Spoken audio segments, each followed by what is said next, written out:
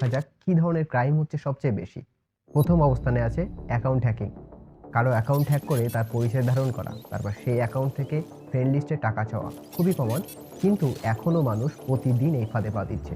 দ্বিতীয়ত আসে fishing attack, fake link পাঠানো, তোমার অ্যাকাউন্ট ব্লক হয়ে যাবে, এই লিঙ্কে ক্লিক করো, বা তুমি একটা গিফট জিতেছো, এইসব। একবার ক্লিক করলেই গেম ওভার। তৃতীয় পজিশনে অনলাইন স্ক্যাম এবং fraud, fake product sale, fake job offer, fake lottery, মানুষ টাকা পাঠাচ্ছে, কিচ্ছু পাচ্ছে না। চতুর্থ, সাইবার বুলিং এবং হ্যারাসমেন্ট, বিশেষ করে নারীরা এর শিকার হচ্ছেন বেশি। অশ্লীল মেসেজ, ফটো এডিট করে ব্ল্যাকমেইল, প্রাইভেট ছবি ফাঁস করার হুমকি। পঞ্চম, আইডেন্টিটি থেফট, কারো ছবি তথ্য নিয়ে ফেক প্রোফাইল বানানো, তারপর সেই প্রোফাইল দিয়ে বিভিন্ন অপরাধ করা। এগুলো হলো টপ 5। কিন্তু এখানেই শেষ নয়, একটা রিয়েল কেস বলি। ঢাকার একজন ব্যবসায়ী, নাম বলছি না, তার ফেসবুক অ্যাকাউন্ট হ্যাক হয়। তারপর সেই অ্যাকাউন্ট থেকে তার 150 জন ফ্রেন্ডকে মেসেজ পাঠানো হয় যে তার জরুরি টাকা দরকার, হাসপাতালে ভর্তি। কি হলো?